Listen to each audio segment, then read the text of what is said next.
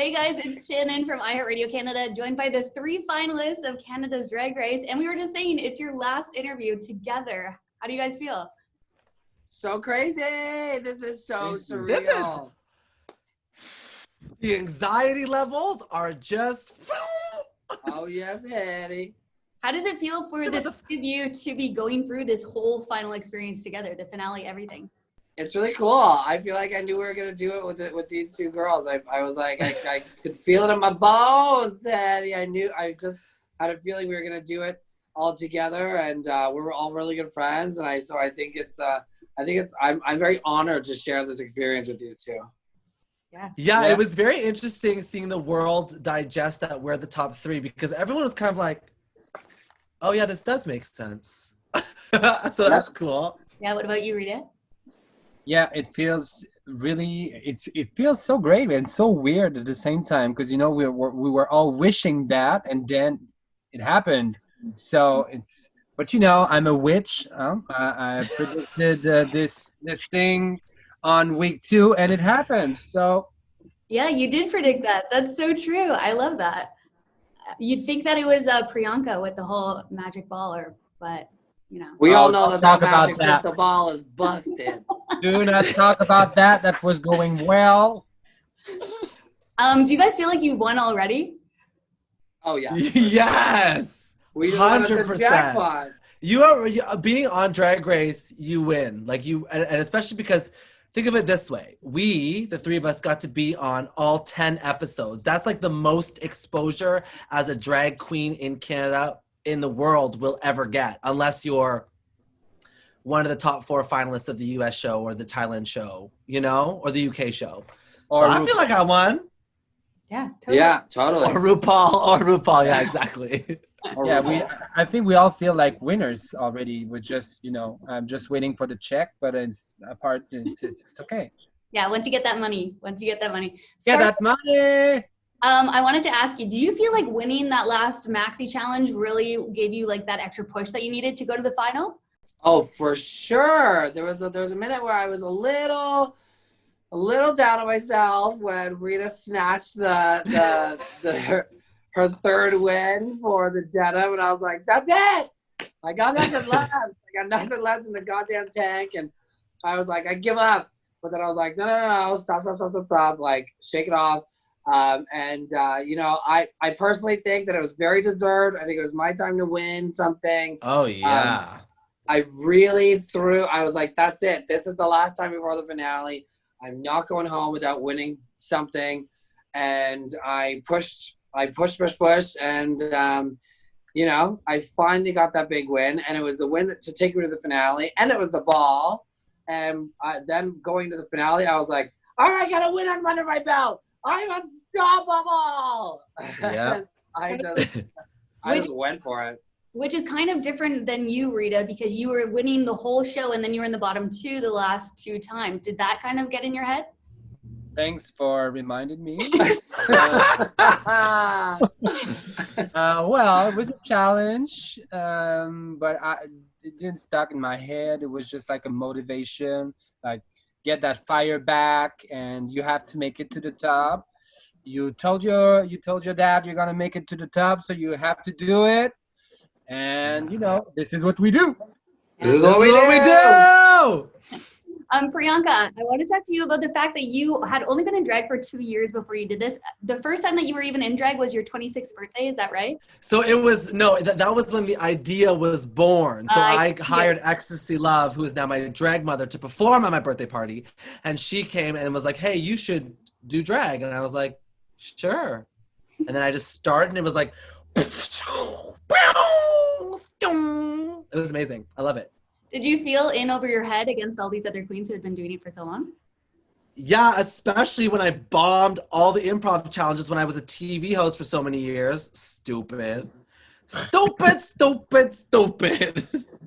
Yeah, I felt like I was like, oh, maybe I'm like, I thought I was good, but maybe I'm like, I don't want this. I don't like it.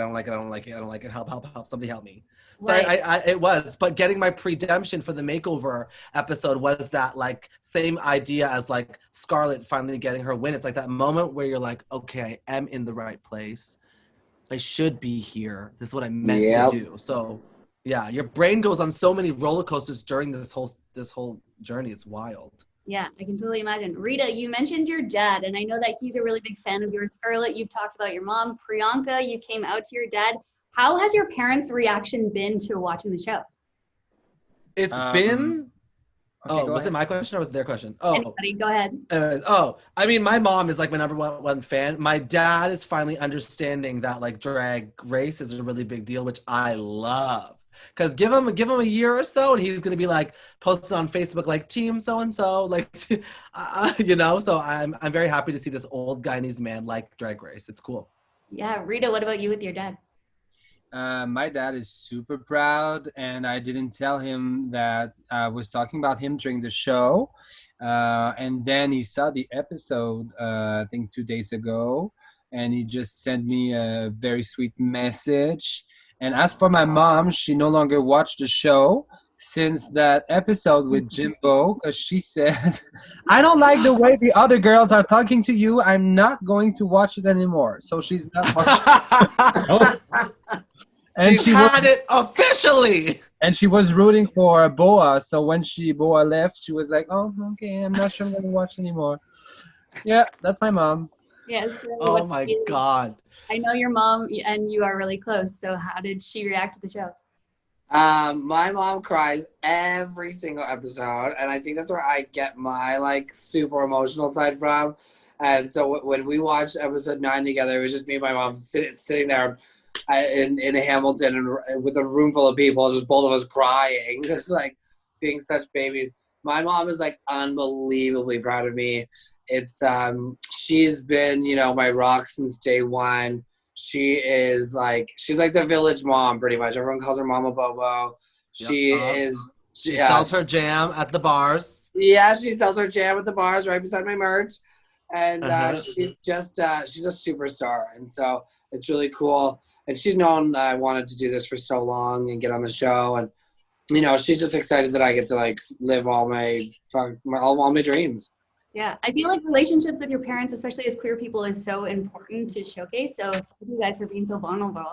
And it's very important. And every time I meet like supportive parents or, you know, like drag brunches or you know, all ages shows, I always try to like thank them because like, you know, it's having supportive parents can really make or break someone's self-esteem in childhood. Totally. Yeah, that's so true. Okay, so throughout the season, especially as it's gone on, a lot of people have criticized the judges for their judging technique. They're more critical than they are giving advice. I'd love to know your guys' thoughts on all of this. Oh, never heard about Shannon, that. We've never got this question before. What are you doing? I had to. Do you want to go first? I can go. Well, we knew what we've signed for, and in terms of what been said on the set, there was nothing aggressive or offensive. It was all coming from a good place to help us improve as a drag artist. So I'm very proud of our judges, and I think that the world just needs to take a chill pill, as Scarlett would say, and just embrace that this is a TV show and this is a competition. So the standards are high, and it was the first season, so people did not expect anything because, you know, there's not the people that they are used to judge other people. So yeah, that's so true. Scarlett, what about you? What do you think? Well, Rita again. Just fucking, she got it right on the head. Honestly, it's it's been a little frustrating to read, just because it feels like it's almost tainting our experience of the show. So I've kind of just been like, I lost it on Twitter and I had my say and told everyone to shut up and let us have our moment because, you know, the negativity is clouding all the positive that happened on the show. And it was such an amazing experience for all of us. And like, you know, when one person feels it, we all feel it, regardless if it's a judge or regardless if it's, you know, Rita got a lot of hate and so did Alona. But we're all in this together. So if one person falls down, we all fall down. So we all feel it. We all did this there's so many people involved in this show, and we all put our best foot forward, and so we're all gonna have each other's backs in the long run. Yeah, Rita, I did want to ask you about that. I see that you made a post talking about how you took a break from social media. You even got some death threats. I'm so sorry to hear that. How has that experience been for you, and how is that now going into the finale with all of that?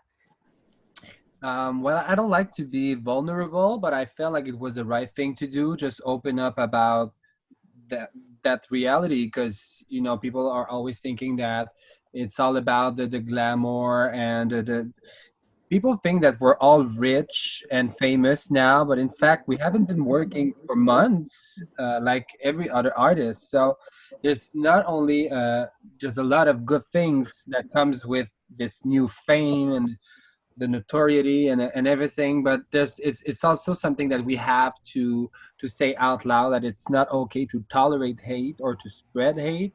I think everybody have a platform, and in the nice words of Jeffrey Bauer Chapman, I would say use it better, maybe.